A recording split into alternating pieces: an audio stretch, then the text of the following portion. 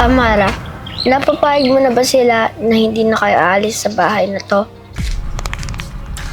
Oo, Kuya Kurt. Very good, Amara. Papasukin mo ako sa bahay nyo. Masusunod.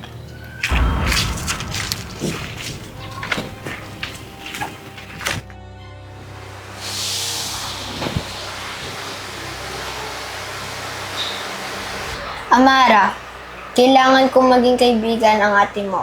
Tulungan mo ako. Masusunod. Magsinungaling ka mamaya.